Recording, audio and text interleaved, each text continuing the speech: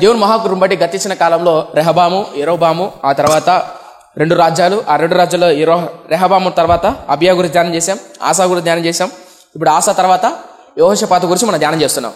ఉత్తర రాజ్యంలో యెరోబాము అయిపోయాడు, నాదాబు అయిపోయారు. బయాషా గురించి ధ్యానం చేశాం. ఆ తర్వాత ఏలా గురించి ధ్యానం చేశాం, జిమ్రి గురించి ధ్యానం చేశాం, తిబ్ని గురించి ధ్యానం చేశాం, ఓమ్రి గురించి కూడా ధ్యానం చేశాం. గుర్తుందా లేదా? సో ఓమ్రి తర్వాత ఆహాబు. సో ఆహాబు గురించి ధ్యానం చేశాం. ఉత్తర రాజ్యంలో ఆహాబు తర్వాత ఆహాబు వరకు ధ్యానం చేశాం. ఇట్లా దక్షిణ రాజ్యంలో యెహోషాపాతు. సో ఈ రోజు పోయిన వారం మనం ధ్యానం చేశాం. యెహోషాపాతు జీవితాన్ని 3 ముక్కలు చేశాం. ఎన్ని ముక్కలు? 3 ముక్కలు. సో యెహోషాపాతు ఆరంభకాలం. ఏ కాలం? యెహోషాపాతు ఆరంభకాలం, యెహోషాపాతు ఆరంభకాలం 2, యెహోషాపాతు అభివృద్ధి కాలం 3, యెహోషాపాతు అవసాన కాలం. ఇట్లా 3 కాలాలు మనం డివైడ్ చేసి ధ్యానం చేయబోతున్నాం. ఎవరి గురించి? యెహోషాపాతు గురించి. ఒకవేళ మీరు మీ గురించి చెప్పాలనుకో, మీ గురించి లేదా నా గురించి చెప్పాలనుకో, సంజీవ్ తేజ అని నేను బాల్యంలో ఎలా ఉన్నాను, యవ్వనంలో ఎలా ఉన్నాను, మధ్య వయసు ఎలా ఉన్నాను, వృద్ధాప్యంలో ఎలా ఉన్నాను, ఎన్ని మొత్తం 4. అర్థమైందా? చెప్తారా? సో బాల్యంలో ఎలా ఉన్నాను, యవ్వనంలో ఎలా ఉన్నాను, మధ్య వయసులో ఎలా ఉన్నాను, చివరన వృద్ధాప్యంలో ఎలా ఉన్నాను. ఇప్పుడు కొంతమంది అంటారు, నేను బాల్యం బాగాలేదండి, యవ్వన కాలంలో అటు ఇటు తిరిగానండి, దేవుని కృపను బట్టి యవ్వన కాలంలో రక్షింపబడ్డానండి, ఆ తర్వాత మధ్య వయసు బాగుందండి, అవసాన కాలంలో దేవుని పాదాలు పట్టుకున్నాను, ఇట్లా సాక్ష్యాలు చెప్తూ ఉంటారు. అవునా కదా? ఇంకొంతమంది బాల్యంలోనే మారుమనసు పొందుతారు, యవ్వనాన్ని బాగా కాపాడుకుంటారు, మధ్య వయసును కాపాడుకుంటారు, అవసాన కాలాన్ని కాపాడుకుంటారు.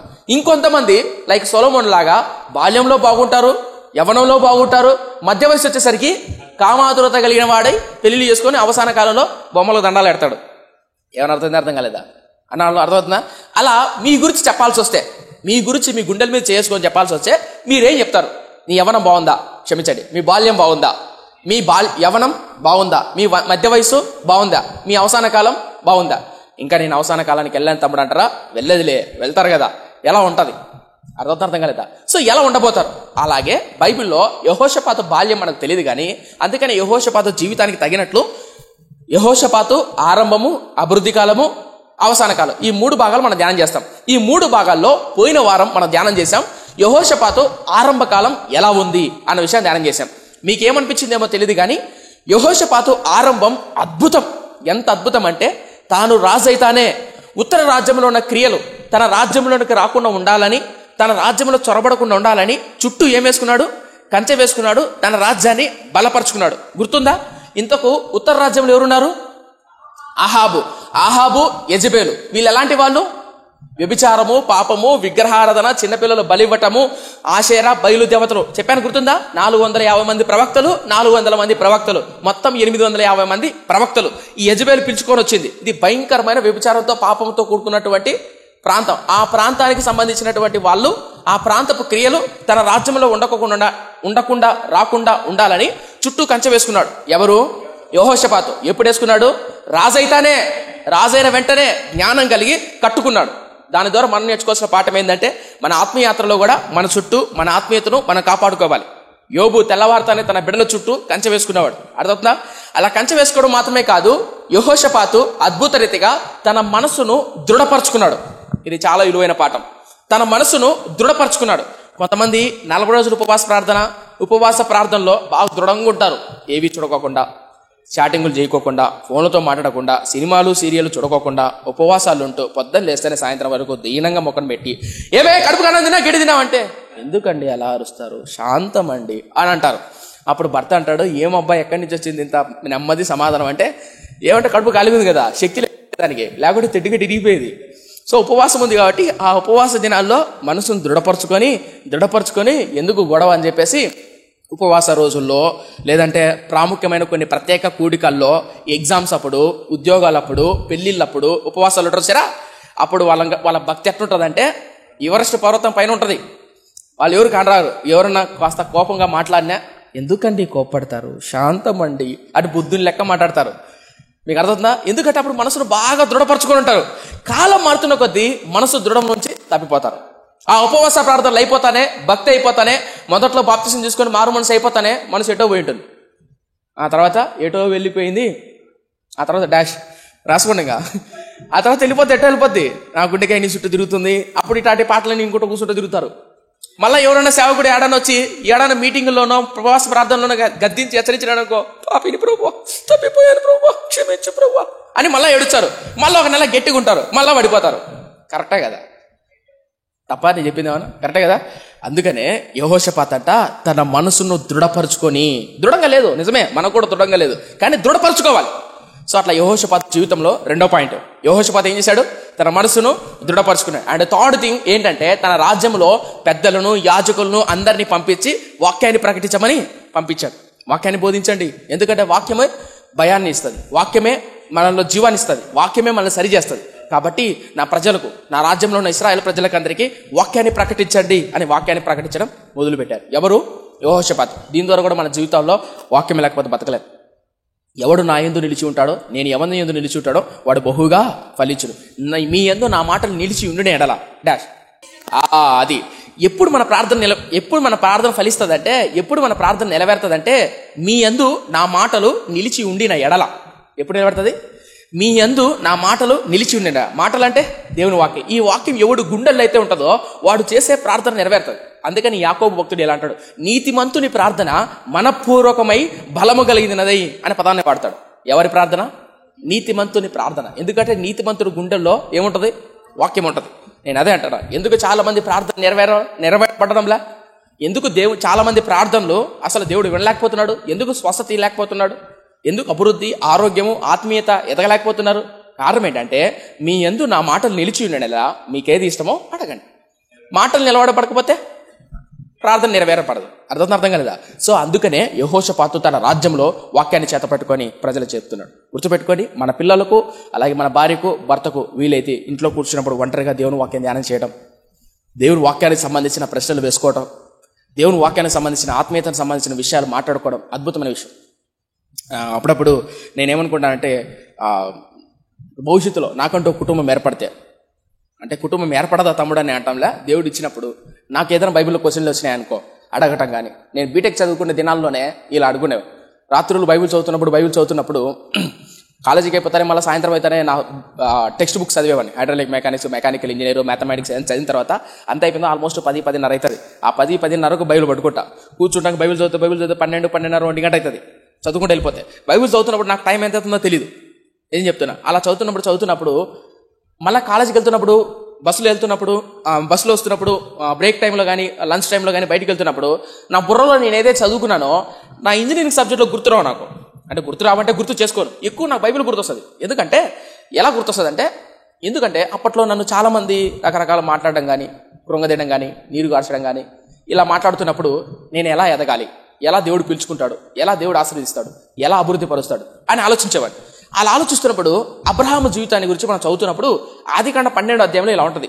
అబ్రహామా రా, నిన్ను దీవిస్తా అనింది కదా. నా బుర్రలో ఒకటే మెదులుతుంటది, అబ్రహామునే దేవుడు ఎందుకు పిలిచాడు అని. పైన కింద చదివాన్ని ఆడ ఉండదు.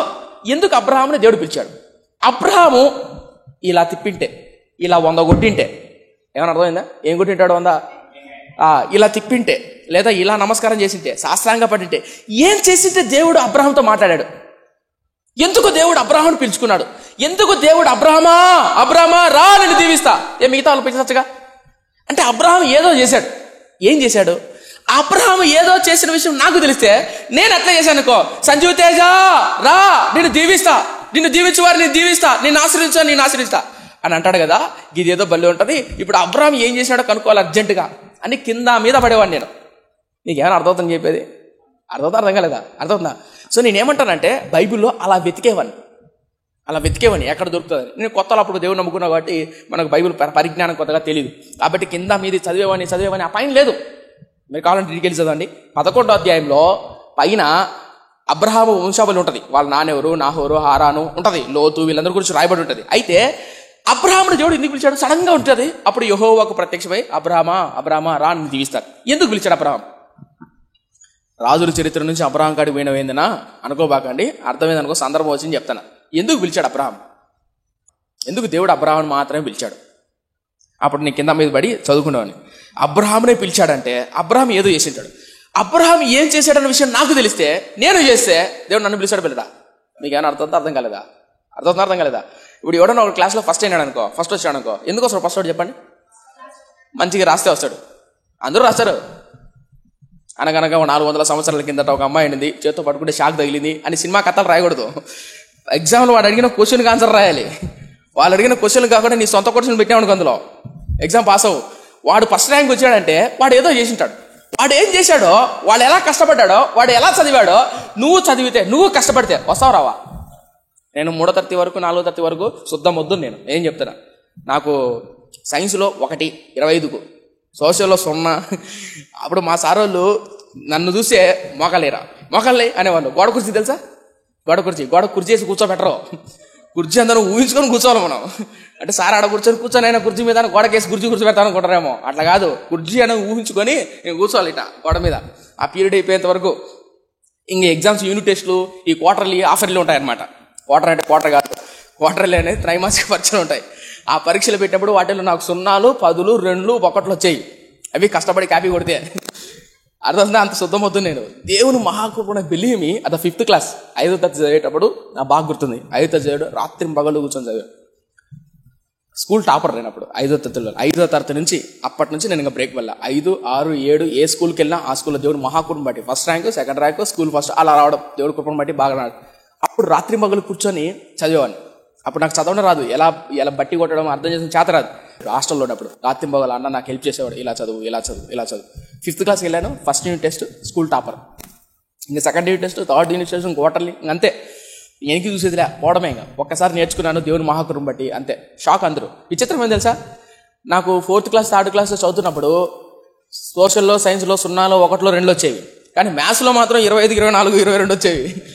మ్యాథ్స్లో మాత్రం మా మ్యాథ్స్ సారు ఈ కూర్చొని అందరూ కూర్చొని మాట్లాడుకుంటారు కదా, స్టాఫ్ రూమ్ అంటారు కదా, కూర్చొని అబ్బా 3rd క్లాస్లో 4th క్లాస్ సంజీవ్ అని అబ్బాయి ఉన్నాడు, భలే చదువుతాడని మ్యాథ్స్ సార్ అంటాడు. సోషల్ సార్, సైన్స్ సార్ ఏమంటారు తెలుసా, వాడా శుద్ధం వద్దు సార్, 0, 1 వస్తాయి. ఏంటి సార్ శుద్ధం వద్దు అంటారు? నిజం సార్, చూడండి వాడి మార్కులు అంటే అన్నిట్లో 0, 1, 2 ఉంటాయి, ఒక మ్యాథ్స్లో తప్ప. నేను ఎందుకు విషయం చెప్తున్నానంటే, వాక్యాన్ని అర్థం చేసుకునేటప్పుడు అబ్రహాము ఎందుకు దీవింపబడ్డాడు, ఎందుకు ఆశీర్వదింపబడ్డాడు, అబ్రహాము ఏం చేసింటాడు, అలా చదువుకున్న వ్యక్తే. నేను ఎందుకు చెప్తున్నా అంటే 5th క్లాస్లో నా చదువు రాదు, నా 3rd క్లాస్ 4th క్లాస్లో నా చదువు రాదు. 5th క్లాస్ నేను చదువుకోవడానికి కారణం ఏంటంటే, కొంతమంది వ్యక్తులు చూసి నేను నేర్చుకున్నా. అన్న చెప్పాను కదా, ఆ అన్న కూర్చొని చదువుతున్నప్పుడు ఆ అన్న పక్కనే ఉండేవాడిని నేను. ఆ అన్నతో పాటు నేను కొంచెం రాత్రి పగలు మేలుకొని అన్నతో పాటు నేను చదివేవాడిని. అలా వాళ్ళు ఏం చేశారో, బాగా చదువుతున్న వాళ్ళు, ఫస్ట్ ర్యాంక్ తెచ్చుకున్న వాళ్ళు, ఉన్నతంగా ఎదిగిన వాళ్ళు ఏం చేశారో మనకు తెలిస్తే మనం ఎదుగుతాం, మనం ఆశీర్వపడతాం. అబ్రహామునే దేవుడు ఎందుకు పిలిచాడో తెలిస్తే మనం ఎదుగుతాం. మీకు ఏమైనా అర్థమవుతుందని చెప్పేది? సో అలా ఎతికేవాడిని. సో ఇప్పుడు కమ్ టు ద పాయింట్. రాజు చరిత్ర ఎందుకు వాక్యాన్ని తన కళ్ళ ఎదుట పెట్టినప్పుడు, వాక్యం రాజుల ఎదుట, వాక్యాన్ని ఇశ్రాయేలు ప్రజలు తెలియజేసినప్పుడు ఆ వాక్యం వాళ్ళ గుండెల్లో ధైర్యాన్ని, బలాన్ని, భయాన్ని పుట్టిస్తుంది, పరిశుద్ధంగా బతకడానికి అవకాశం ఉంటుంది. అలా యెహోషాపాతు తన రాజ్యంలో ఏం ప్రకటించాడు? వాక్యాన్ని ప్రకటించాడు. అర్థం కాలేదా? అద్భుతమా కదా? ఫస్ట్ యెహోషాపాతు తన రాజ్యాన్ని స్థిరపరచుకున్నాడు ఆరంభ కాలంలో. నెంబర్ 2 తన మనసును దృఢపరచుకున్నాడు. నెంబర్ 3 వాక్యాన్ని ప్రకటించాడు. ఈ 3 మర్చిపోకండి. ప్రాముఖ్యంగా యవనస్తులు కావచ్చు, మధ్య వయసు కావచ్చు, ఈ 3 విషయాలు. నీ మనసును దృఢపరచుకునే విషయంలో ప్రభు సన్నిధిలో మోకాళ్ళ మీద పడి ప్రార్థన చేయి. చాలా మంది యవనస్తులు, నేను అంటాను, అంతమంది బయటకు వెళ్ళినప్పుడు అన్న మేము చేస్తాం ఈ కార్యక్రమం అంటారు, మళ్ళీ ఎందుకో చేయరు. ఒకసారి ఒకలా ఉంటారు, ఇంకోసారి ఒకలా ఉంటారు. అంటే నేను వాళ్ళ గురించి మాట్లాడలే, ఈవెన్ అందరు యవనస్తుల గురించి మాట్లాడుతున్నాను, ఈవెన్ నా గురించి కూడా.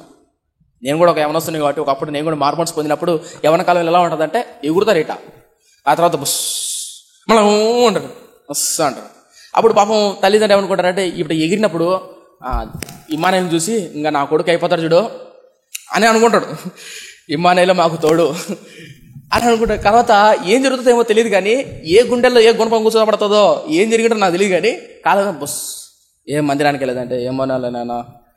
ఇంకో కొన్నిసార్లు మందిరానికి పో అని చెప్పకముందు మందిరంలో ఉంటారు వాళ్ళు, కరెక్ట్ కదా? కొన్నిసార్లు మందిరానికి పోమ్మా, చర్చికి టైం అవుతుంది, వెళ్తాను. కొన్నిసార్లు మందిరానికి వెళ్ళు, ఎక్కడుంది కూతురు, టైం అవుతుంది మందిరానికి అంటే ఆల్రెడీ వెళ్ళిపోయింది నాన్న, మందిరంలో పాటలు పాడుతుంది. నేనేం చెప్తున్నానంటే, కొన్నిసార్లు మన హృదయాలు, మన మనసులు ఎలా ఉంటాయంటే సున్నితంగా, కఠినంగా, కనిష్టంగా అలా ఉంటాయి. తల్లిదండ్రులు ఏమో గొప్పగా ఉండాలి నా బిడ్డలు అని ఆశపడతారు. కానీ యవ్వన కాలంలో ఉన్నటువంటి కోరికలు, ఇచ్చలు, స్నేహాలు, లోక స్నేహం వల్ల పడిపోతూ ఉంటారు. అందుకనే చెప్తున్నా మరలా, యెహోషాపాతు తన మనసును దృఢపరుచుకొని, యోసేపు తన మనసును దేవుడు చూస్తున్నాడు, ఇంత ఘోరమైన దుష్కార్యం నా దేవుని దృష్టికి నేను ఎలా చేతును అని భయపడ్డాడు. ఎవరు? యెహోషాపాతు. దేవుని చిత్తమైతే క్షమించండి, యోసేపు. దేవుని చిత్తమైతే ఒకసారి ఒక సందర్భం చెప్పాలనుకున్న ఒక మాట. ఏంటంటే ఈ అంశం మీద వాక్యం ధ్యానం చేయాలనుకుంటున్నా.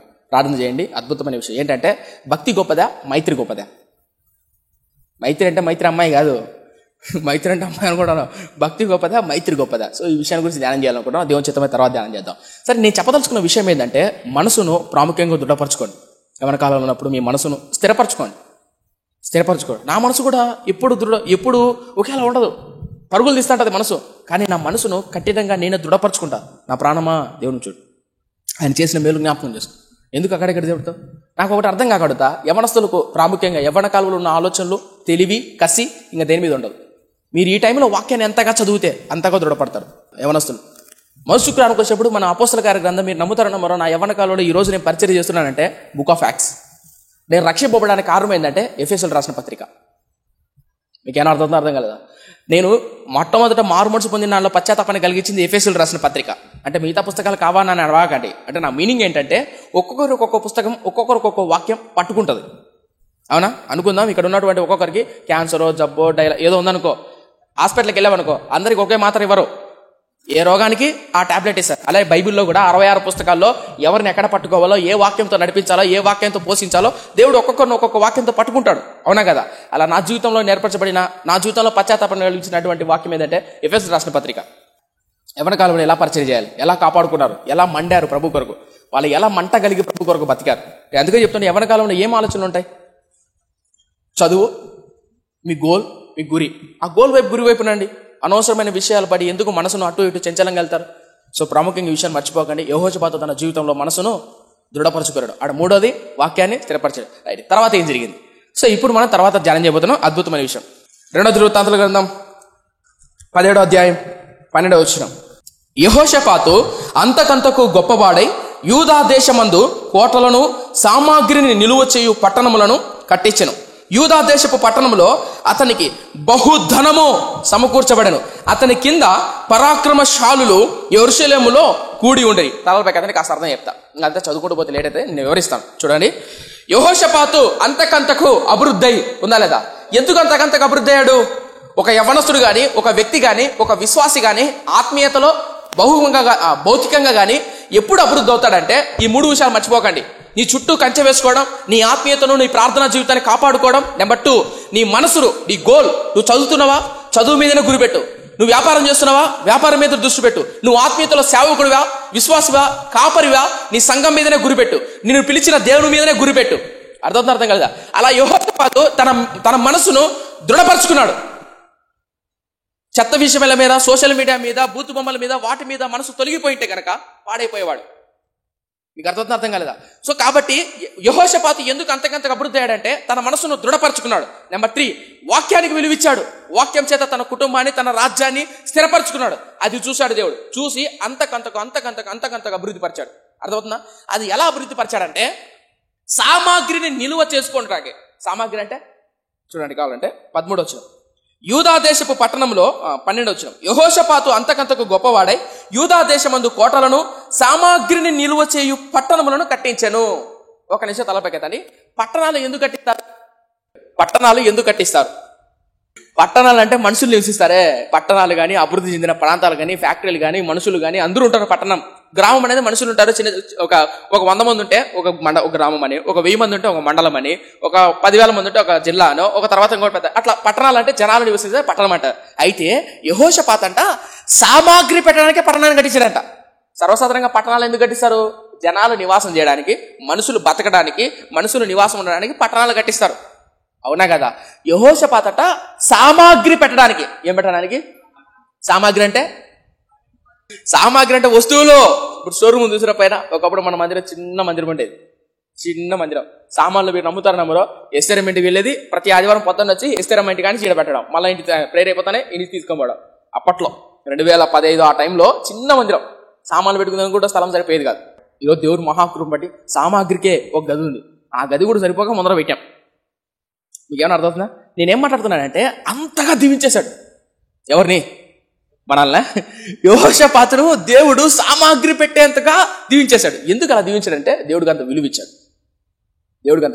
ఈరోజు చాలా మంది అంటారు, నా సొంతం ఇల్లు లేదన్న. నిన్న దినాన ఒక అబ్బాయి మెసేజ్ చేశాడు, బాధ అనిపించింది. డిగ్రీ చదువుతున్నాడట. నేను పెద్దవాడిని మా ఇంట్లో. తమ్ముడు ఉన్నాడు, అమ్మ నాన్న. అమ్మ కోవిడ్లో ఉంది, నాన్న అగ్రికల్చర్ అంటే రైతు, నాన్నగారు రైతు. సో నేను దేవుని నమ్ముకున్నాను, మీ వాక్యాలు చూస్తున్నాను, బాగున్నాయన్న. అన్న నేను కూడా సేవ చేయాలనుకుంటున్నాను, డిగ్రీ సెకండ్ ఇయర్. తమ్ముడు ఫస్ట్ బాగా చదువుకో, ఎస్ సేవ చేయాలని ఆత్మీయతను, మంటను, నీలో ఉన్న కసిని కాపాడుకో.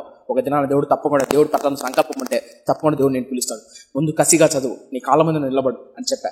ఎందుకు విషయాలని చెప్తున్నానంటే, ఎందుకు విషయాలని మాట్లాడుతున్నానంటే, దేవుడు ఒక వ్యక్తిని అభివృద్ధి పరిచాడు అనుకో, ఎంతగా అభివృద్ధి పరిచాడు, ఎప్పుడు అభివృద్ధి పరుస్తాడంటే ఆ వ్యక్తి తనలో ఉన్నటువంటి మంటను, తన కుటుంబం, తన చుట్టూ కంచెను, ఆత్మీయతను, తన మనసును ఎప్పుడైతే దృఢపరచుకుంటాడో వాడు అభివృద్ధి పొందుతాడు. పట్టణాలకు మాత్రమే కాదంట, సామాగ్రి పెట్టుకోవడానికి కూడా.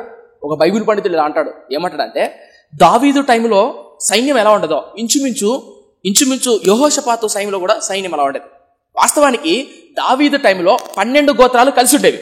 12 గోత్రాల ప్రజలందరూ సైనికులు వచ్చారనుకో, చాలా మంది ఉంటారు. కానీ యెహోషాపాతు టైంలో 2 గోత్రాలు అయినప్పటికీ యెహోషాపాతు టైంలో సైన్యం అంతలా ఉండేది అని కొంతమంది బైబిల్ పండితులు వర్ణిస్తారు. ఎందుకు ఈ విషయాలు చెప్తున్నానంటే, యెహోషాపాతు అంతలాగా దేవునికి విధేయత చూపించాడు, అంతలా దేవుని మీద ఆధారపడ్డాడు. తర్వాత నేను రానున్న దినాలు ధ్యానం చేస్తాను. అయితే అలా అభివృద్ధి పొందుతున్నప్పుడు ఆశీర్వదింపబడుతున్నప్పుడు యెహోషాపాతు చేసిన కొన్ని తప్పులు ఉన్నాయి. అభివృద్ధి అవుతున్నప్పుడు, ఆశీర్వదింపబడుతున్నప్పుడు, దీవింపబడుతున్నప్పుడు కొంతమంది తెలిసినో తెలియకనో పొరపాట్లు చేస్తుంటారు.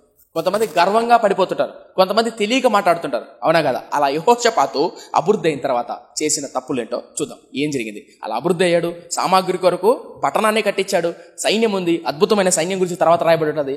ఆ తర్వాత యెహోషాపాతు చేసిన తప్పు చూద్దాం. 18వ అధ్యాయం ఇది ధ్యానం చేసి మనం ముందుకెళ్దాం. 18వ అధ్యాయం యెహోషాపాతు చేసినటువంటి విషయం చూద్దాం. 18వ అధ్యాయం మొదటి దినవృత్తాంతాల గ్రంథం, క్షమించండి, 2వ దినవృత్తాంతాల గ్రంథం 18వ అధ్యాయం మొదటి నుంచి. తనకు ఐశ్వర్యమును, తనకంటే ఎవరేడా? యెహోషాపాతుకు ఐశ్వర్యమును ఘనతయు అధికముగా కలిగిన తర్వాత, ఇప్పుడు అధికముగా కలిగిన తర్వాత యెహోషాపాతు ఆహాబుతో 1000 మంది. ఎవరితో 1000 మంది? బియ్యం కాదు, పిల్లని తీసుకోవడం, వాళ్ళ ఇంటికి పిల్లని తీసుకోవడం, 1000 మందుకున్నాడు అన్నమాట. ఎవరు? ఆహాబు. చూద్దాం ఏంది 18వ అధ్యాయం. తనకు ఐశ్వర్యమును ఘనతను అధికముగా కలిగిన తర్వాత యెహోషాపాతు ఆహాబుతో 1000 మంది కొన్ని సంవత్సరములు గతించిన మీదట, ఎన్ని సంవత్సరాలు? కొన్ని సంవత్సరాలు గతించిన మీదట సోమ్రోనులో నుండి ఆహాబు నొద్దకు పోయెను. ఆహాబు అతని కొరకును అతని వెంట వచ్చిన జనుల కొరకును అనేకమైన గొర్రెలను పశువులను కోయించి తనతో కూడా రామోత్ గిలాదునకు మీదకి పోవుటకు అతన్ని ప్రేరేపించెను. ఇశ్రాయేలు రాజైన ఆహాబు యూదా రాజైన యెహోషాపాతును చూచి, నీవు నాతో కూడా రామోత్ గిలాదునకు వచ్చేదవా అని యెహోషాపాతును అడగా, నేను నీవాడనే, నా జనులు నీ జనులు, మేము నీతో కూడా యుద్ధమునకు వచ్చేదమని చెప్పాను. తలపైకి కాస్త అర్థం చెప్తా.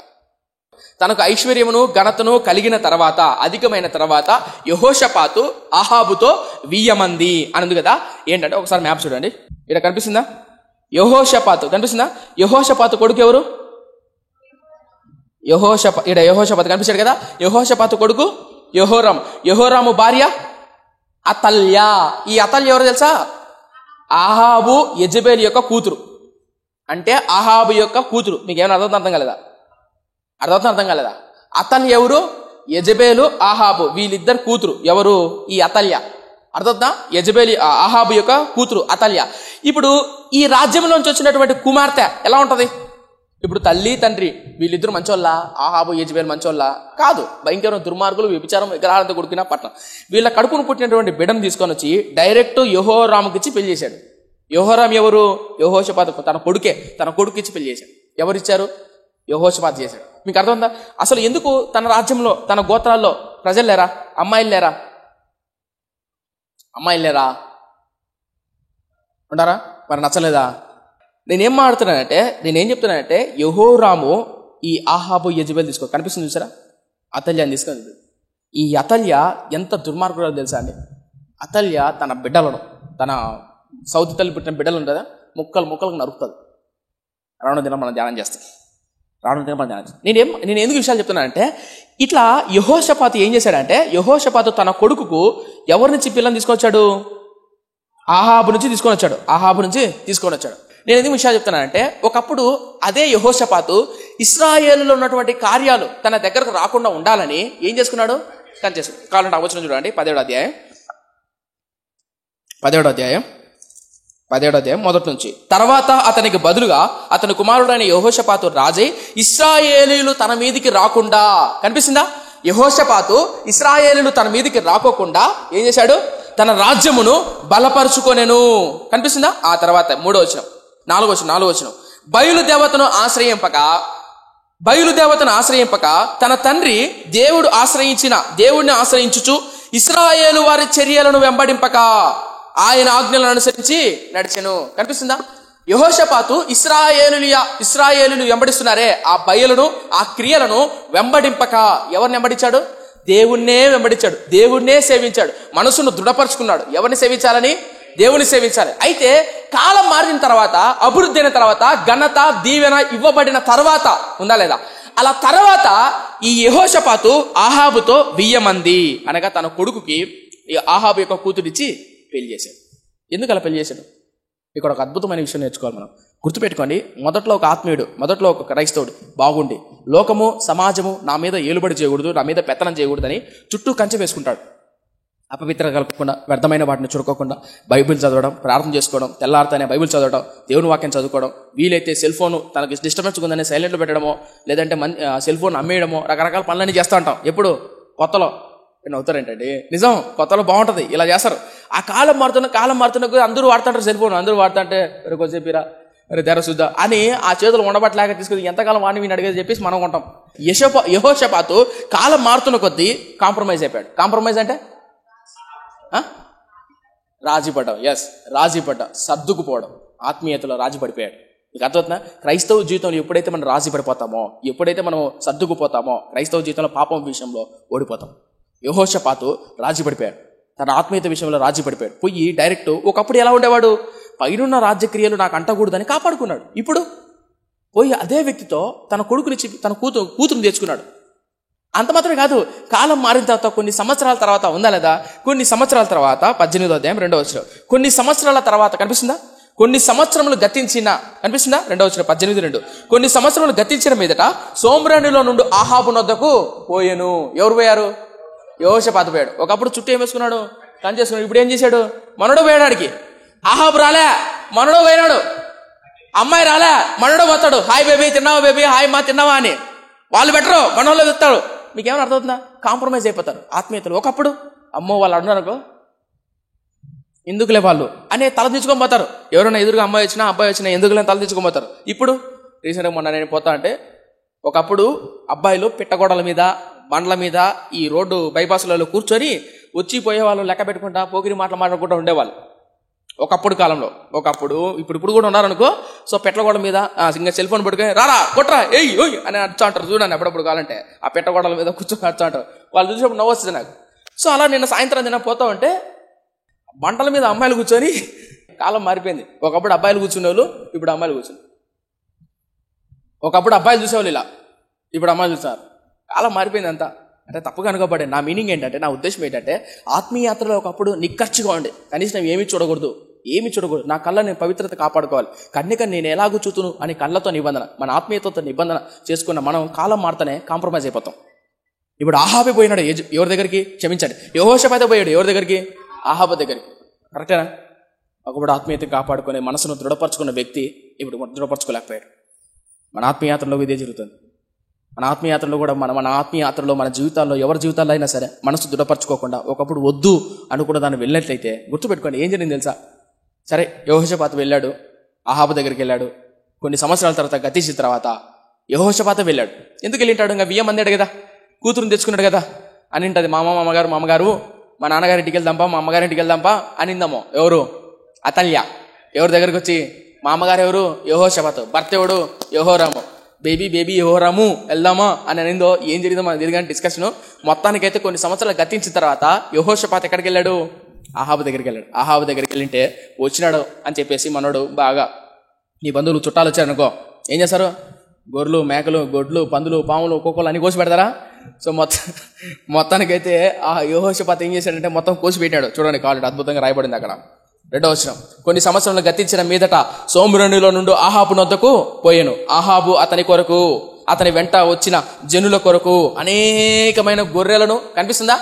అనేకమైన గొర్రెలను, పశువులను కోయించి తనతో కూడా రామోత్గిలాదునకు పోవుటకు అతన్ని ప్రేరేపించను. నేను అనుకుంటాను, బహుశా ఈ గొర్రెలు కోసింది, పశువులు కోసింది ప్రేమతో కాదనుకుంటా.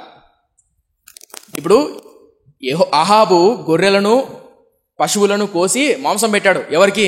యెహోషాపాతు తిన్న తర్వాత, కడుపు నిండా తిన్న తర్వాత ఆయన ఒక మాట అన్నాడు. యెహోషాపాతు యుద్ధానికి వెళ్తున్నా, రామోద్దు గిలాది, మీరు నాతో వస్తారా అని అంటే, అప్పుడు యెహోషాపాతు ఏమని తెలుసా? ఇంత తిన్న తర్వాత, ఇంత కడుపు నిండా భోజనం పెట్టిన తర్వాత వద్దనలేంగా అనుకుందాం, మీ దగ్గరకు వచ్చి బాగా పొగిడా, అర్థక్క, నువ్వు తోపక్క, తురుమక్క, ఎర్రగడ్డక్క, తెల్లగడ్డక్క, నీ అంతోళ్ళు లేరు, గొప్పలు లేరు అన్న. నువ్వు ప్రేమ కలిగింది అనక, ఎవరన్నా బిచ్చగాడు వెళ్ళి వచ్చావు అనుకో, వాడు వెళ్ళిపోతున్నాడు అనుకో, పిలిచి మరీ భోజనం పెడతావు అక్క, అందరూ 10 రూపాయలు 5 రూపాయలు నువ్వేందో 100 రూపాయలు నోటిస్తావు, ఎంత దయగలిగిందనువో అని పొగిడాను కాసేపు. అలా పొగిడి అందరు ముందర తర్వాత ఏమనుకోకుండా 50,000 ఇస్తావా, మళ్ళీ ఇస్తాను అనుకో. ఇప్పుడు ఏం చేస్తా చెప్పాక? మీరు చెప్పండి, ఏం చేస్తారు? చచ్చినట్టు ఇచ్చారు, ఇంకా ఇవ్వాల్సింది లేకుండా పరుగు పోద్ది. ఒకవేళ లేకపోయినా కూడా ఇంకా సపోజ్ చేసి ఇంక ఏం చేసాను సరే, ఇప్పుడు దా పొగినాడు కదా, ఎందుకంటే ఇబ్బంది, ఇంకా ఫీల్ అయిపోతుంది. నీకు అర్థం కలదా? అలా ఇప్పుడు ఏం చేశాడంటే, అహాబు బాగా పశువులు గొర్రెలు బాగా కోసి మాంసం పెట్టి కడుపు నిండా పెట్టాడు. తర్వాత యెహోషాపాతు, యుద్ధానికి వెళ్తున్నాను వస్తావా అని అంటే, యెహోషాపాతు, అరే ఏందో అట్లాంటావు, ఏమవుతాడు ఇంతకు బావ అవుతాడా? యెహోషాపాతుకు అహాబుకి ఏమవుతాడు? బావ అవుతాడా? బావా వెళ్దాం యుద్ధానికి అంటే, అరే బావడిది ఎదుగులానరా, పదాం, నేను నా జనులు నీ జనులు ఒకటే, నా బ్లడ్ నీ బ్లడ్, నా బ్లీడింగ్ నీ బ్లీడింగ్ ఒకటే, పదాం. ఒకప్పుడు తన చుట్టూ కంచేసుకుని వాళ్ళ జోలికి వెళ్ళకోకుండా, వాళ్ళ క్రియలు రాకోకుండా కాపాడుకున్నాడు. ఇప్పుడు ఏం బావా బాగున్నా, ఏం మచ్చా, ఈ మధ్య ఫోన్ కాల్ కొంతమంది చాటింగ్ చూసి ఏగా నచ్చంటాయి, ఏమ్మమ్మా బాగున్నామమ్మా, ఏం మచ్చా, తిన్నావు మచ్చా, ఏంది మచ్చా అని. మీరు నమ్ముతాను, తిరుపతిలో చదువుకున్నప్పుడు మచ్చా నాకు తెలియదు అసలు మచ్చా అంటే ఏందని. కొన్ని రోజుల తర్వాత తెలిసి, ఏదైనా మచ్చా ఏంది పదం అంటే అప్పుడు తెలిసింది నాకు. తమిళనాడులో మచ్చా అంటే మామనా అని అంట. పిల్లలు ఎవరో అసలు పిలుచుకుంటారు చాటింగ్లో, ఏం మచ్చా, ఆడినా మామ, ఆడినా బావా. ఈ మధ్యకాలం పేర్లు మారిపోయినాయి అండి, ట్రెండు మావా, ఏదో రకరకాల పేర్లు పెట్టుకుని పిలుచుకుంటారు.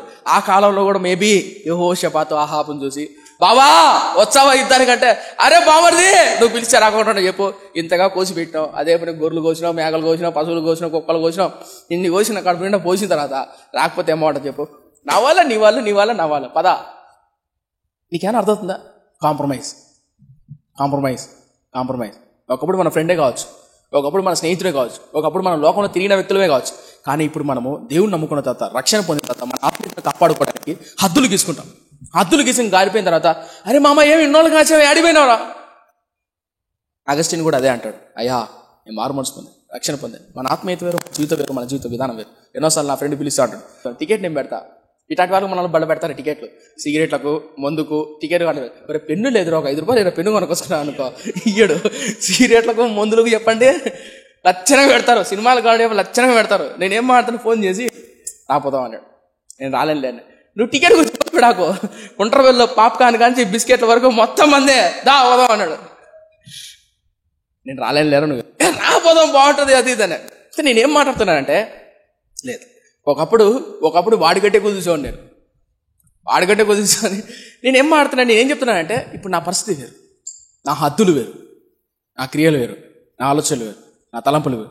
పోనీ నేను కాంప్రమైజ్ అయిపోయాను అనుకో, నా ఆత్మీయత కాపాడుకున్నట్ట. చిన్నగా స్టార్ట్ అవుతుంది. ఏంటిది? చిన్నగా స్టార్ట్ అవుతుంది పాపము, చిన్నగా ప్రారంభం అవుతుంది అనుకుందాం. ఊహించుకోండి ఒకసారి. ఒక్కసారిగా యెహోషాపాతు అహాబుతో బియ్యం అందాడంటే అది ఒక్క సెకండ్లో జరిగిపోయి ఉండదు. దానికి ముందు మాటలు సందర్భం జరిగిపోయేది. దావీదు బెత్షెబాతో పాపం చేశాడంటే ఒక్క సెకండ్లో జరిగిపోలా. తన దగ్గర ఉన్న పనివాడిని పంపించాడు, పోయి కనుక్కోరాపో.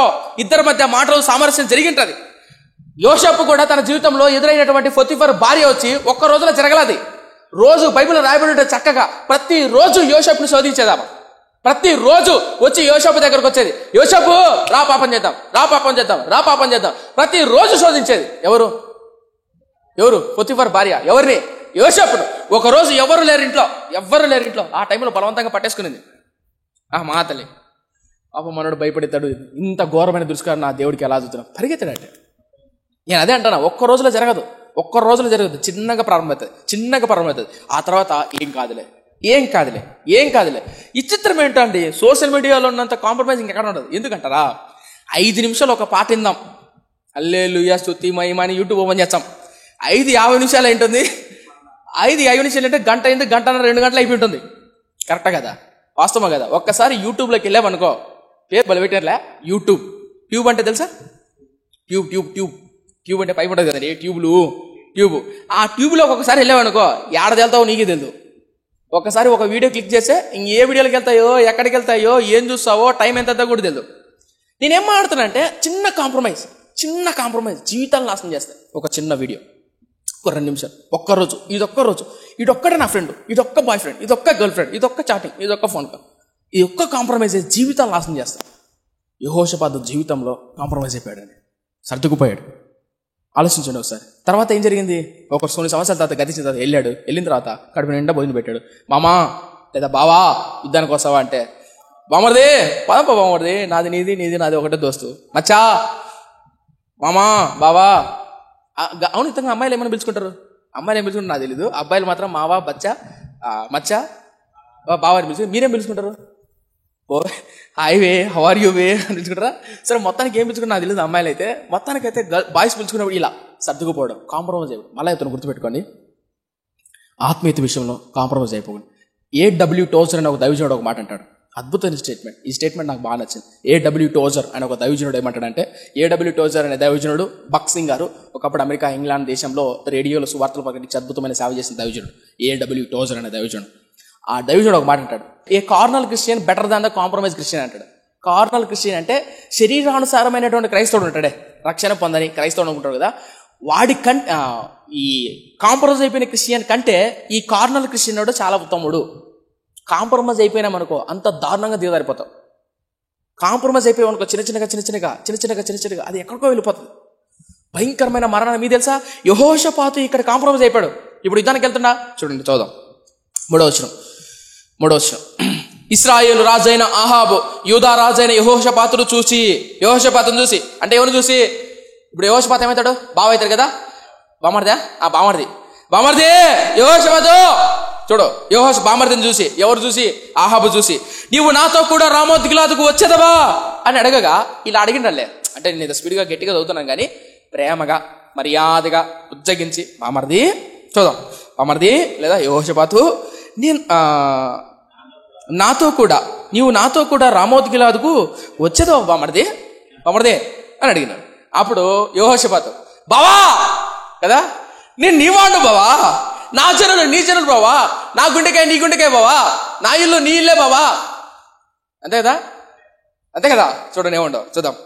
4వ యెహోషాపాతు, నేను నీవాడను, నా జనులు నీ జనులు, మేము నీతో కూడా యుద్ధమునకు వచ్చేదమని చెప్పాను. మరియు యెహోషాపాతు ఇశ్రాయేలు రాజుతో, నేను యెహోవా యొద్ద సంగతి విచారణ చేయుదము రండనగా, ఇశ్రాయేలు రాజు 400 మంది ప్రవక్తలను సమకూర్చి తలపై ఎదురు కాస్త చెప్తా. నేను ఈ ప్రవక్తల గురించి మాట్లాడట్లే కానీ ఇప్పుడు నేను ప్రవక్తల గురించి మాట్లాడను, ఎందుకంటే అది లేట్ అయిపోతుంది. నేను జస్ట్ కేవలం ఇక్కడ మాట్లాడేసి నేను మూవ్ చేస్తాను. దేవుచిత్తమైన తర్వాత మనం ధ్యానం చేద్దాం. ఇక్కడ నేను చెప్పదలుచుకున్న విషయం ఏంటంటే, ఏ కాంప్రమైజ్ క్రిస్టియన్, ఒక్కసారి నువ్వు కాంప్రమైజ్ అయిపోతే కనుక, ఒక్కసారి కనుక నువ్వు రాజీ పడితే కనుక నీ ఆత్మీయత పాడైపోతుంది, నీ జీవితాలు పాడైపోతాయి. ఒక మాట చెప్తాను, భయంకరమైన మాట. ఈ పదాన్ని గుర్తుపెట్టుకోండి. యెహోషాపాతు ఆత్మీయుడే కదా, తన మనసును దృఢపరచుకున్నాడా, చుట్టూ కంచె వేసుకున్నాడా, రక్షణ పొందాడా? రక్షణ మన భాషలో మాట్లాడుకుందాం. ఒక ఆత్మీయుడు రక్షణ పొందింటాడు, చుట్టూ కంచె వేసుకుంటాడు. అమ్మో, ఎప్పుడు చూసినా దేవుడు, భక్తి, ప్రార్థన, ఆత్మీయత ఉంటుందా?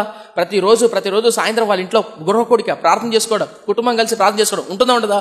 కాలం మారుతున్న కొద్దీ కాంప్రమైజ్ అయిపోయాడు. మనోడే వెళ్ళాడు ఎవరి దగ్గరికి? బావ దగ్గరికి. మనోడే వెళ్ళాడు ఆహాబు దగ్గరికి. వెళ్ళిన తర్వాత పెట్టిన తర్వాత యుద్ధానికి వెళ్తావా అని మాట. ప్రశ్న, యెహోషాపాతు రాజీ పడ్డాడా లేదా? రాజీ పడ్డాడా? ఇంతకు యెహోషాపాతును అంతకంతకు అభివృద్ధి పరిచింది ఎవరు? దేవుడు. రాజీ పడ్డం గురించి ఒక ప్రవక్త ఎంత భయంకరంగా మాట్లాడుతుందో తెలుసా అండి? యెహెజ్కేలు రాసిన పత్రిక చూడండి, యెహెజ్కేలు గ్రంథం. యెహెజ్కేలు గ్రంథకర్త, యెహెజ్కేలు ప్రవక్తతో దేవుడు భయంకరమైన మాట మాట్లాడతాడు. ఏమని మాట్లాడతాడు అంటే, యెహెజ్కేలు చూడు వాళ్ళు ఎలా కాంప్రమైజ్ అయిపోయారు, వాళ్ళు ఎలా నడుచుకున్నారు. 16వ అధ్యాయం యెహెజ్కేలు గ్రంథం చూడండి. ఈ వచనాలు చదివించి ముగిచ్చేస్తున్నాం. యెహోషాపాతు కాంప్రమైజ్ అయిపోయాడు కదా. మీరు అనుకుంటారు చాలా మంది, కాంప్రమైజ్ అయిపోతే ఏం కాదన్నా, ఒక చిన్న విషయంలో రాజీ పడితే ఏమవుతుంది? 16వ అధ్యాయం మొదటి నుంచి. ఏ గ్రంథం ఇది? యెహెజ్కేలు గ్రంథం. యెహెజ్కేలు ఎవరు? మళ్ళీ ఎనికి రావద్దని యాజకుని కొడుకు. ఇప్పుడు యాజకుని కొడుకు ఎక్కడున్నాడు? బానిసత్వంలో ఉన్నాడు, బబులోను ప్రాంతంలో ఉన్నాడు. ఆ బబులోను ప్రాంతంలో ఉన్నటువంటి యెహెజ్కేలుతో దేవుడు మాట్లాడుతున్నాడు. ఏమని మాట్లాడుతున్నాడు చూడండి, 16వ అధ్యాయం మొదటి నుంచి. మరియు యెహోవా వాక్కు నాకు ప్రత్యక్షమై ఇలాగు సెలవిచ్చెను. నాకంటే ఎవరికిడా? యెహెజ్కేలుకు చెప్తుంది. సాక్షాత్తు దేవుడైన యెహోవా యెహెజ్కేలు దగ్గరకు వచ్చి, యెహెజ్కేలు అని ఇలా చెప్తున్నాడు. ఏం చెప్తున్నాడు తెలుసా? చూడండి, 2వ వచనం, నరపుత్రుడా యెరూషలేము చేసిన హేయ కృత్యములను, ఎవరు చేసిన? యెరూషలేము చేసిన హేయ కృత్యములను దానికి తెలియజేసి నీవు ఇలాగు ప్రకటింపుము. ఒకసారి చాలా పైకెత్తండి. యెరూషలేమును ఎవరు పరిపాలిస్తున్నారు? ఇప్పుడు మనం యెహోషాపాత కాలంలో యెరూషలేమును ఎవరు పరిపాలిస్తున్నారు? ఆహాబా. యెరూషలేము ఎక్కడ ఉంటుంది? కింద పైన? యూదారాజు కింద. యూదారాజు రాజధాని ఏది? ఏందండి ఈ చిత్రం చూసారు? యూదారాజు రాజధాని ఏంటి? యెరూషలేము ఎక్కడ ఉంటుంది? మరి పైన అన్నారు ఇందాక. నేనేమంటానంటే యెరూషలేము పైన కింద? కింద. కింద ఎవరు పరిపాలిస్తున్నారు? ఎవరు పరిపాలిస్తున్నారు? ఇంక అర్థం కాలేదా? చూపిస్తుంది. ఇప్పుడు పైన కనిపిస్తుంది సార్, ఇక్కడ కింగ్డమ్ ఆఫ్ ఇజ్రాయెల్ కనిపిస్తుందా? సమరియా కనిపిస్తుందా? స్టార్ గుర్తు కనిపిస్తుందా? కనపలేదా? ఇది రాజధాని. ఇది నార్థన్ కింగ్డమ్, అంటే ఉత్తర రాజ్యం రాజధాని ఏది? సమరియా. ఈ సమరియా అనే పట్టణాన్ని, ఈ సోమ్రి అనే పట్టణం అన్న సమరియా అన్న ఒకటే. అయితే ఈ సోమ్రిని కట్టింది ఎవరు? ఓమ్రి. ఓమ్రి తర్వాత అహాబు దాన్ని ఇంకా డెవలప్ చేశాడు, గుర్తుంది కదా. ఇప్పుడు దక్షిణ రాజ్యం. దక్షిణ రాజ్యం అంటే ఏంటి? యూదా రాజ్యం. యూదా రాజ్యంలో మెయిన్ పట్టణం ఏది? జెరూసలేము. ఇంగ్లీష్లో జెరూసలేం అంటారు, తెలుగులో యెరూషలేం అంటారు. అర్థమవుతుందా? ఇప్పుడు యెహెజ్కేలు ప్రవక్త 2వ అధ్యాయం చూడండి, 16వ అధ్యాయం 2వ వచనం, నరపుత్రుడా యెరూషలేము చేసిన హేయ కృత్యములు. ఎవరు చేసిన హేయ కృత్యములు? ఇప్పుడు పైన కింద? కింద. ఇప్పుడు ఎవరు పరిపాలించారు? కింద బతికించారు నన్ను. అర్థమవుతుందా? యెహోషాపాతు పరిపాలించాడు. ఇప్పుడు యెహెజ్కేలు అంటే నేనేం మాట్లాడుతున్నానంటే కొన్ని 10 సంవత్సరాల తర్వాత, కొన్ని సంవత్సరాల తర్వాత యెహోషాపాతు చనిపోయినా, యెహోరాము చనిపోయినా, హిజ్కియా, యోషియా, వీళ్ళందరూ, మనష్షే, వీళ్ళందరూ చనిపోయిన తర్వాత, బానిసత్వం వెళ్ళిపోయిన తర్వాత యెహెజ్కేలు ప్రవక్త బబులోనులో ఉంటాడు. ఆ బబులోనులో ఉన్నప్పుడు చెప్తాడు, వీళ్ళెందుకు ఇక్కడ బానిసగా వెళ్ళిపోయారు, వీళ్ళెందుకు ఇక్కడ శపింపబడ్డారు, వీళ్ళెందుకు ఇంత భయంకరమైన శ్రమల గుండా వెళ్తున్నారో అన్న విషయం చెప్తున్నాడు యెహెజ్కేలు. వీళ్ళని ఎందుకు నేను శిక్షితం తెలుసా? వీళ్ళెందుకు బానిసత్వంలో ఉన్నారో తెలుసా? వీళ్ళు చేసిన హేయమైన క్రియలు అంటే తెలుసా? ఎవరు ప్రభువా? యెరూషలేములో వీళ్ళు చేసిన హేయమైన క్రియలు అంటే తెలుసా? ఇంతకు యెరూషలేమును ఎవరు పరిపాలిస్తున్నారు? యెహోషాపాతు పరిపాలిస్తున్నాడు. దానికి ముందు ఆసా పరిపాలించాడు. దానికి ముందు అబియా పరిపాలించాడు. దానికి ముందు రెహబాము. ఇలా పరిపాలించాడు. చదివాను కదా, గుర్తుంది కదా. ఇలా పరిపాలిస్తున్నారు. తర్వాత యెహోషాపాతు తర్వాత యెహోరాం పరిపాలిస్తాడు. యెహోరాం తర్వాత హిజ్కియా, మనష్షే, వీళ్ళందరూ పరిపాలిస్తారు. వీళ్ళందరూ ఎలా పరిపాలించారో తెలుసా? యెహెజ్కేలు ఎలా పరిపాలించారో తెలుసా? నరపుత్రుడా, ఎలా ప్రభువా? ఇప్పుడు చూద్దాం 2వ వచనం నుంచి. ఇంతకు అర్థమైందా? అర్థం కాలేదా? ఇప్పుడు చెప్పండి. యెరూషలేం కింద ఉందా పైన ఉందా? కింద ఉంది. యెరోబాము పైన ఉన్నాడు, కింద క్షమించండి, ఆహాబు పైన కింద, యెహోషాపాతు పైన కింద. అంటే ఇప్పుడు ఈ మాటలు ఎవరు చెల్లుతాయి? యెహోషాపాతు చెల్లుతాయి. ఎవరి గురించి రాబడింది? యెరూషలేం గురించి. నాట్ ఓన్లీ యెహోషాపాతుకు ఒక్కరికే కాదు, కింద ఎవరైతే పరిపాలిస్తున్న రాజులు ఉంటారు కదా, వాళ్ళు చేసిన క్రియలన్నింటినీ సారాంశంగా చెప్తున్నాడు. ఏం చెప్తున్నాడు చూడండి, 16వ అధ్యాయం 2వ వచనం, నరపుత్రుడా యెరూషలేము చేసిన హేయమైన క్రియలు లేదా హేయ కృత్యములు దానికి తెలియజేసి నీవిలాగు ప్రకటింపుము. ప్రభువైన యెహోవా యెరూషలేమును గురించి ఈ మాట సెలవిచ్చుచున్నాడు. ఎవరి గురించి? యెరూషలేము గురించి. అంటే పైన కింద. ఎన్నిసార్లు అంటావు పైన కింద అంటారేమో, మళ్ళీ పైన కింద అని గాల్లో గీతలు కాకండి, కింద. రైట్, చూడండి 3వ వచనం, ప్రభువైన యెహోవా యెరూషలేమును గురించి ఈ మాట సెలవిచ్చుచున్నాడు. నీ ఉత్పత్తియు నీ జనమును కానానీయుల దేశ సంబంధమైనవి. నీ తండ్రి అమోరీయుడు, నీ తల్లి హిత్తీయురాలు. ఒక్క నిమిషం, 6వ నుంచి చూద్దాం. 6వ నుంచి బాగుంటది. అయితే నేను నీ యొద్దకు వచ్చి రక్తములో పొర్లుచున్న నిన్ను చూసి నీ రక్తములో పొర్లి ఉన్న నీవు బ్రతుకుమని నీతో చెప్పి తిని, నీవు రక్తములో పొర్లి ఉన్నను బ్రతుకుమని నీతో చెప్పి తిని, మరియు నేల నాటబడిన చిగురు వృద్ధి అగునట్లు నేను నిన్ను వృద్ధిలోనికి తేగా. నీవు ఎదిగి పెద్దదానివై ఆభరణ భూషితురాలు అయితివి. దిగంబరివై వస్త్రహీనముగానున్న నీకు స్తనములేర్పడెను, తల వెంట్రుకలు పెరిగెను. మరియు నేను నీ యొద్దకు వచ్చి నిన్ను చూడగా ఇష్టము పుట్టించు ప్రాయము నీకు వచ్చి ఉండెను గనుక నీకు అవమానము కలగకుండా నిన్ను పెళ్లి చేసుకొని నీతో నిబంధన చేసుకొనగా నీవు నా దానివైతివి. ఇదే ప్రభువైన యెహోవాకు. కాస్త అర్థం చెప్తా. యెహెజ్కేలు, ఇర్మియా, హోషేయ ప్రవక్త యొక్క ప్రవచనాలు అర్థమైన దానికోసం కాస్త చెప్తా, వినండి, చాలా జాగ్రత్త వినండి. ఏం చెప్తున్నాడంటే, యెహెజ్కేలు నరపుత్రుడా, నీ కోసం చెప్తున్నా, వెళ్ళి యెరూషలేం ప్రజలకు చెప్పు. ఏంటి ప్రభువా? వాళ్ళు చేసిన హేయమైన క్రియల గురించి చెప్పు. ఏంటి ప్రభువా? దాని తండ్రి అమోరీయులు, దాని తల్లి హిత్తీయులు అని మాట్లాడుతున్నాడు. దాని జోలికి వెళ్తే మళ్ళీ లేట్ అయిపోతుంది. నేను చెప్పాలనుకున్న ఉద్దేశం ఏంటంటే, ఆ తర్వాత చెప్తూ యెహెజ్కేలు నీ కోసం తెలుసా, నేను నిన్ను రక్తములో పొర్లుచుండగా, 6వ వచనం చూడండి. అయితే నేను నీ యొద్దకు వచ్చి, నేను అంటే ఎవరేడా? దేవుడని యెహోవా చెప్తున్నాడు. నీ యొద్దకంటే ఎవరి యొద్దకంటే ఈ యెరూషలేము ఉందే, ఇశ్రాయేలు ప్రజలు ఉండారే, అబ్రహాము సంతానం ఉందే, అబ్రహాము సంతానం దగ్గరికి దేవుడు వచ్చి, అనుకుందాం అబ్రహామా రా దీవిస్తా అని అబ్రహాంతో దేవుడు అన్నాడా? లేదు, అబ్రహామే యెహోవా నేను నిన్ను దీవిస్తా అన్నాడా? దేవుడే అబ్రహాం దగ్గరికి వచ్చాడు. అర్థమవుతుంది చెప్పేది? దేవుడే, సాక్షాత్తు దేవాది దేవుడే ఇశ్రాయేలు ప్రజలు ఎన్నుకొని నువ్వు నీ రక్తంలో పొర్లుచుండగా, అర్థం కదా, అప్పుడు పట్టించుకున్న నాదుడు లేడు. చింటి బిడ్డ తల్లి గర్భం నుంచి బయటకు వచ్చింది, ఆ పొర్లుతుంటారు, ఏమంటారు ఆ ఉమ్ము కానీ అదంతా ఉంటుంది కదా, అలా పొర్లుతున్నప్పుడు ఎవడు పట్టించుకునే టైంలో దేవాతి దేవుడే వచ్చి, చూడండి కావాలి అద్భుతంగా రాబట్టి 6వ వచనం. ఇప్పుడు నేను చెప్పింది పొరలో పెట్టుకోండి. 6వ వచనం. అయితే నేను నీ యొద్దకు వచ్చి రక్తంలో పొర్లుచున్న నిన్ను చూచి నీ రక్తంలో పొర్లి ఉన్న నీవు బ్రతుకమని నీతో చెప్పి తిని, నీవు నీ రక్తంలో పొర్లి ఉన్న బ్రతుకమని నీతో చెప్పి తిని. 7వ వచనం. మరియు నేల నాటబడిన చిగురు వృద్ధి నేను నిన్ను వృద్ధిలోనికి తేగా నువ్వు ఎదిగి పెద్దదానివై ఆభరణ భూషితురాలు వైతివి, దిగంబరివై వస్త్రహీనంగా ఉన్న నీకు స్తనములు ఏర్పడను, తల వెంట్రుకలు పెరిగాను. తల పైకి అసలు అబ్రహాము గొడ్డువాడు. సంతానం ఉందా అబ్రహాం సంతానం ఉందా?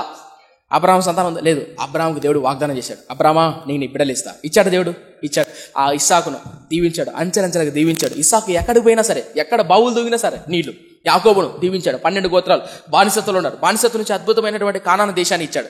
అద్భుతమైనటువంటి అంగరంగ వైభవంగా పాలు తేనెలు ప్రవహించే దేశాన్ని ఇచ్చాడా లేదా? అలా ఇచ్చిన తర్వాత న్యాయాధిపతులు, రాజులు, అద్భుతమైన రాజ్యాలు, అద్భుతంగా సొలొమోను వైభవం, అంగరంగ వైభవంగా దేవుడు నిర్మించాడు లేదా? అలా ఇచ్చిన తర్వాత, అలా నీకు స్తనములు ఏర్పడిన తర్వాత, అంటే ఏం మాట్లాడుతున్నాడంటే దేవుడు ఒక స్త్రీతో పోలుస్తున్నాడు. సంఘాన్ని కావచ్చు, పరిచర్ని కావచ్చు, ఇశ్రాయేలు జాతిని స్త్రీతో పోలుస్తున్నాడు. ఏమంటున్నా అంటే నీకు స్తనములు ఏర్పడిన తర్వాత, నీకు తల వెంట్రుకలు పెరిగిన తర్వాత, నువ్వు పెద్దదాని అయిన తర్వాత చక్కగా తయారయ్యావు. ఒకప్పుడు రక్తంలో పొర్లుతున్నావు, ఎవడు పట్టించుకోలే. ఆ రక్తంలోంచి తీసే నేను నిన్ను నాటా, నిన్ను పెంచా, నిన్ను పెద్ద చేశా. ఈ రోజు పెద్దదాని వై స్తనములు ఏర్పడిన తర్వాత, తల వెంట్రుకలు వచ్చిన తర్వాత నేను నిన్ను పెళ్లి చేసుకున్నా. ఎందుకంటే నీకు అవమానం కలగకూడదని. బజారు ధనమనో వాళ్ళ పేరునో వీరి పేరు తలకోకుండా నిన్ను నా దానిగా చేసుకున్నా. నేను నీతో నిబంధన చేశా. ఏంటంటే నేను కలిసి ఉందాం, నేను నీకు తోడై ఉంటా, నేను దీవిస్తా, నేను ఆశీర్వదిస్తా, నేను నిన్ను చూసుకుంటా అని అద్భుతంగా ఆశీర్వాదకరంగా ఇశ్రాయేలుతో దేవుడు వాగ్దానం చేశాడు, నిబంధన చేశాడు. అయితే ఇప్పుడు నిబంధన చేయబడిన తర్వాత ఇశ్రాయేలు ప్రజలు ఏం చేశారు తెలుసా? చూడండి, 9వ వచనం చదువుతాం. 9వ వచనం నుంచి అద్భుతంగా అర్థమవుతుంది. అప్పుడు నేను నీళ్లతో నిన్ను కడిగి నీ మీదున్న రక్తమంతయు తుడిచి నిన్ను నూనెతో అంటి. ఒకసారి తలపక్కదండి. 9వ వచనం చూడండి, మళ్ళీ చదువుతాను. అప్పుడు నేను నీళ్లతో నిన్ను కడిగి నీ మీదనున్న రక్తమంతయు తుడచి నిన్ను నూనెతో అంటి. ఒక తలపై కొంతమంది బైబిల్ పండితులు ఇక్కడ నూనె రక్తము ఉంది చూసారా, నీళ్లతో కడిగాడు, తర్వాత నూనెతో అంటి అని చూసారా. కొంతమంది బైబిల్ పండితులు ఏమంటారంటే ప్రభు తన రక్తంతో కడిగి, తన వాగ్దానంతో కడిగి, నూనె అంటే దేవుని వాక్యం, ఆ దేవుడి వాక్యాన్ని అంటి, దేవుని వాక్యం అనే ధర్మశాస్త్రాన్ని నీకిచ్చి, నీకు ఏమైనా అర్థం కదా, పోలుస్తున్నాడు. యెహెజ్కేలు ప్రవక్తకు ఇలా చెప్తున్నాడు, అయ్యో మీ ప్రజలు అనగా ఇశ్రాయేలు ప్రజలు ఇలా పాపంలో పొర్లుతుంటే నేను వాళ్ళని నీళ్లతో కడిగి నూనెతో అంటి, అనగా వాళ్ళని కడిగి పవిత్రపరిచి పరిశుద్ధపరిచి వాగ్దానాలు చేసి, ఆ తర్వాత నూనె అంటే దేవుని వాక్యం, ఆ వాక్యాన్ని ధర్మశాస్త్రం మీకు ఇచ్చి, చూడండి ఏం జరిగిందో. 9వ వచనం. అప్పుడు నేను నీళ్లతో నిన్ను కడిగి నీ మీదున్న రక్తమంతయు తుడచి నిన్ను నూనెతో అంటి విచిత్రమైన కుట్టు పని చేసిన వస్త్రము నీకు ధరింపజేసి తిని, సన్నైన ఎర్రని చర్మముతో చేయబడిన పాదరక్షకులు నీకు తొడిగించి తిని, సన్నపు అభినార బట్టలు నీకు వేయించి తిని, నీకు పట్టుబట్ట ధరింపచేసి తిని, మరియు ఆభరణముల చేత నిన్ను అలంకరించి నీ చేతికి కడియములు పెట్టి నీ మెడకు గొలుసులు తగిలించి నీ చెవునకు ముక్కులకు పోగులు నీ తలకు కిరీటమును పెట్టించి తిని, ఈలాగు బంగారుతో వెండితో నేను నిన్ను అలంకరించి. ఎవరు అలంకరించారట? నేను నిన్ను అలంకరించి. నేనంటే ఎవరిడా? దేవుడు ఇశ్రాయేలు ప్రజలు అలంకరించి. 13వ వచనం. ఈలాగు బంగారుతోనూ వెండితోనూ నేను నిన్ను అలంకరించి సన్నపు అవిసెనారయు బట్టను విచిత్రపు కుట్టు పనియు గల బట్టలను నీకు ధరింపజేసి గోధుమలను తేనెయు నూనెయు నీకు ఆహారం ఇయ్యగా. ఏంటంటే తెలుసా? నీవు మిక్కిలి సౌందర్యవతివై రాణి అగునంత అభివృద్ధి నొందితివి. తలపై కష్టాన్ని చెప్తా. దేవుడు ఇంతలా అంగరంగ వైభవంగా ముక్కులు కమ్మలు కడియాలు అన్నీ వేశాడు. మొన్నసారి యూట్యూబ్లో చూసా, ఒక అమ్మాయి ఎట్టుందంటే తెల్లగా ఉంది, ఈ కనురెప్పలు ఉంటుంది సరే ఇలా అంటే అసలు అంత అద్భుతంగా ఉంది.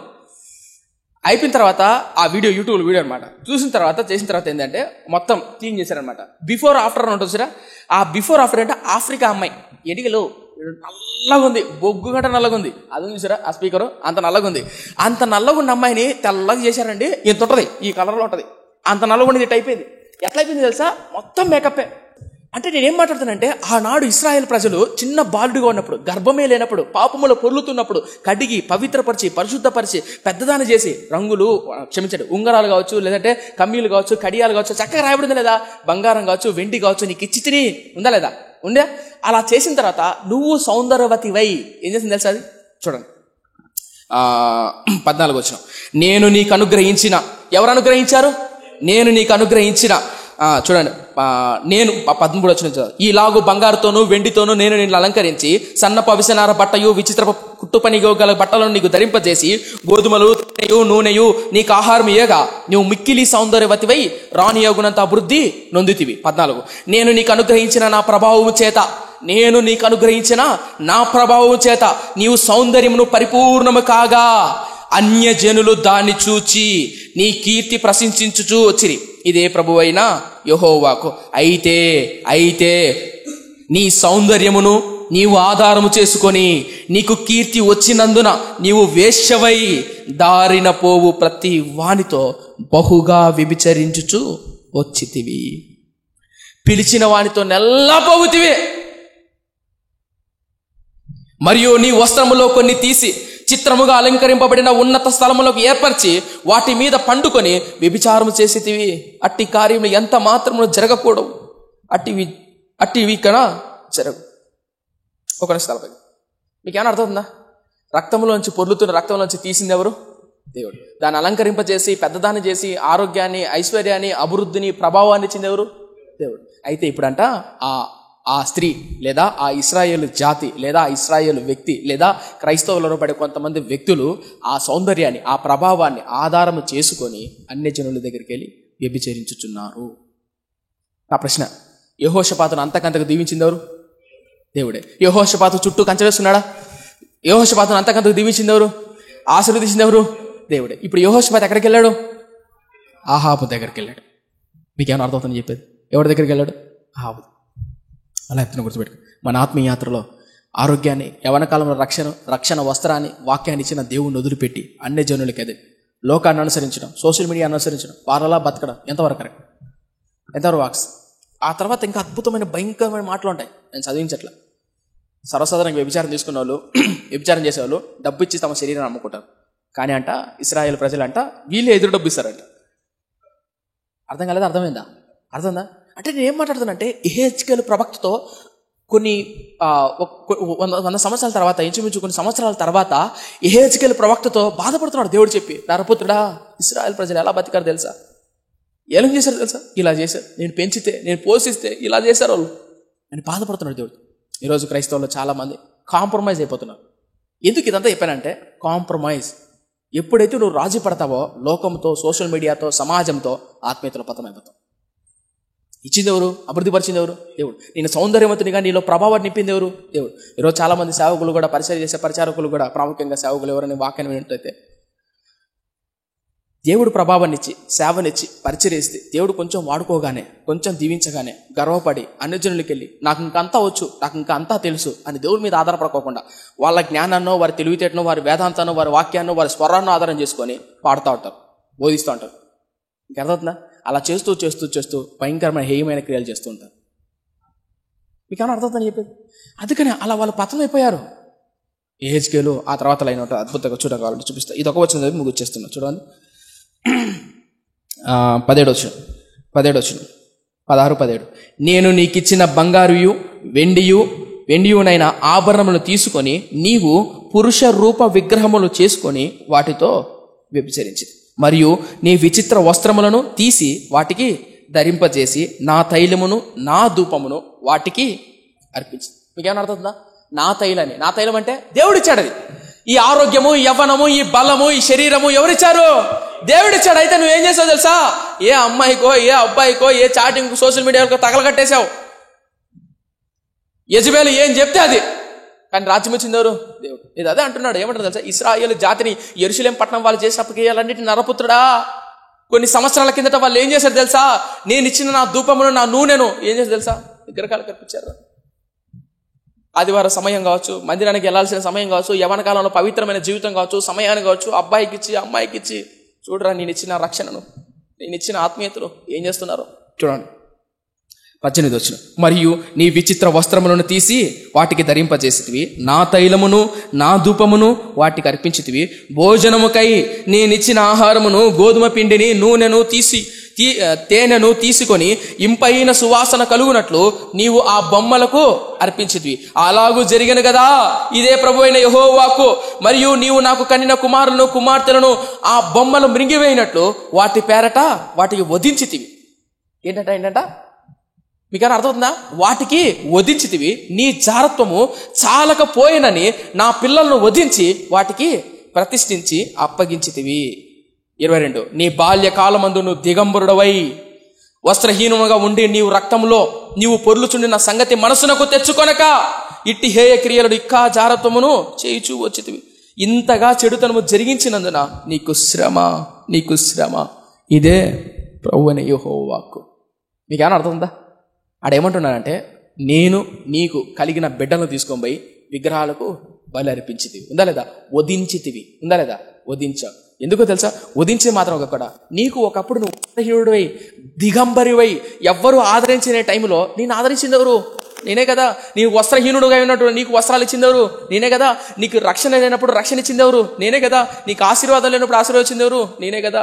ఆ పూర్వకాలం సంగతులు జ్ఞాపకం చేసుకోవా? నువ్వు అలా చేసావు కనుక నీకు శ్రమ. ఫ్రెండ్స్, ఆ తర్వాత యెహోషాపాతు యుద్ధానికి వెళ్తాడు, మరణ పంచుల్లోకి వెళ్తాడు.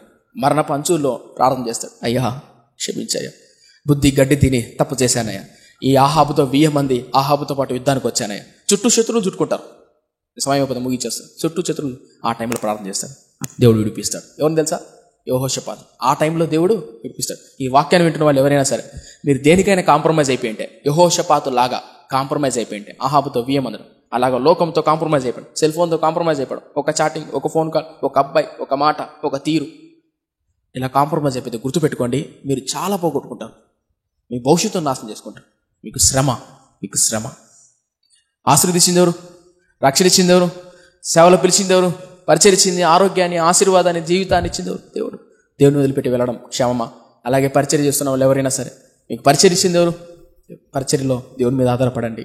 తప్పకుండా దేవుడు తప్పకుండా ఒక రోజు ప్రతిఫలాన్ని చూస్తారు. అదే ప్రాముఖ్యంగా యవనస్తులు కాంప్రమైజ్ అవ్వకండి. ఒకవేళ ఇప్పుడు దాకా కాంప్రమైజ్ అయిపోయింటే తిరిగి మరలా మీ హృదయాన్ని ఆయన వైపు తిప్పండి. క్షమించయ్యా, కాంప్రమైజ్ అయ్యానయ్యా, రాజీ పడిపోయానయ్యా, క్షమించినయ్యా, ప్రార్థన చేసుకో. మహాపరిశుద్ధుడా, మహోన్నతుడా, నాయనా, ఈ రక్తం చేత కడిగి పవిత్రపరిచి పరిశుద్ధపరచు. ఆనాడు యెహోషాపాతు రాజీ పడిపోయాడు, నాయన కాంప్రమైజ్ అయిపోయాడు. ఒకప్పుడు ఉన్నటువంటి యెహోషాపాతు అద్భుతమైన ఆత్మీయుడు. ఇశ్రాయేలు కార్యములు తన ఎద్దకు రాకూడదని చుట్టూ కంచె వేసుకున్నాడు. అలాగే మా సంఘంలో ఉన్న బిడ్డలు, ఈ వాక్యాన్ని వింటున్న వాళ్ళు ఎవరైనా ఒకప్పుడు నాయన అద్భుతంగా ఉపవాసాల నుండి ప్రార్థన చేసిన వాళ్ళు, అద్భుతమైన పరిచారకులు, ఒకప్పుడు అద్భుతమైన పరిచారకులు, ఒకప్పుడు అద్భుతమైన ప్రార్థనా పరులు, పవిత్రతను పరిశుద్ధతను కాపాడుకోవడం విషయంలో ఏదైనా త్యాగం చేసిన వాళ్ళు ఉన్నారు ఒకప్పుడు. కానీ ఇప్పుడు రాజీ పడిపోయారయ్యా. ఆ ప్రార్థన జీవితాన్ని, ఆత్మీయతను, నీతో సహవాసం చేయటాన్ని రాజీ పడిపోయారు. ఎవరైనా రాజీ పడిపోయారేమో యెహోషాపాతులాగా, క్షమించయ్యా. అందుకని యెహెజ్కేలు యెరూషలేము ఏం చేసింది తెలుసా? నరపుత్రుడా నీకో మాట చెప్పనా? అది రక్తంలో పొర్లుచుండగా, దిగంబరై ఉండగా నిన్ను దాన్ని కడిగి నూనె అంటి వస్త్రాలనిచ్చి, బంగారాన్నిచ్చి, వెండిని బంగారాన్ని అద్భుత రీతిగా సౌందర్యవతిగా చేసి, దానికి అవమానం కలగకుండా దాన్ని వివాహం చేసుకొని నిబంధన చేసి, ఇంత చేస్తే అది తన సౌందర్యమును ఆధారం చేసుకొని అన్ని జనుల దగ్గరికి వెళ్ళి వ్యభిచరిస్తుంది. నిజమేనైనా, అలా ఎన్నోసార్లు నేను కూడా నాయన లోకం వైపు వెళ్ళానయ్యా. ఎన్నోసార్లు లోకం వైపు తిరిగి నాయన ఆశించిన కూడా వాటిని ఆశించి వ్యభిచరించి నీ గాయం రేపి తిని, నువ్వు నా కొరకు కార్చిన శిలువలో చేసిన త్యాగాన్ని మర్చిపోయి ఎవరు నన్ను ఆదరించలేని, రక్షణ ఇవ్వలేని సమయంలో నాకు రక్షణను, విలువైన ఆత్మీయతను, పాఠాన్ని ఇచ్చి ఆత్మతో నింపి అలాంటి ఆత్మను, ప్రభావాన్ని, శక్తిని పక్కన పెట్టి ఎన్నోసార్లు ప్రభువా నా యవ్వనాన్ని, నా సమయాన్ని, నా జీవితాన్ని అన్యులకు తగలేసి తిని అయ్యో క్షమించయ్యా, క్షమించ. ఇక్కడ ఎవరైతే నైనా అలా విధంగా ప్రార్థన చేస్తున్నారో కాంప్రమైజ్ అయిపోయానయ్యా, ఒక అబ్బాయికి, ఒక అమ్మాయికి, ఒక వీడియోకు, పలాని అలవాటుకు, పలాని సీరియల్కు, పలాని వాటికి కాంప్రమైజ్ అయిపోయాను, క్షమించయ్యా. వీటి నుంచి విడుదల దయచి విత్తబడిన మాటలు మాలో నిరంతరంగా ఫలింపచ్చు అయ్యా. అలా ఇశ్రాయేలు జాతి వలె ఆ విధంగా నన్ను దుఃఖపెట్టే, బాధ పెట్టే విధంగా కాక పరిపూర్ణంగా నిన్నే వెంబడించే కృపను ఇవ్వమని యేసయ్య నామమున అడిగి వేడుకుంటున్నాం మా కన్న తండ్రి. ఆమేన్.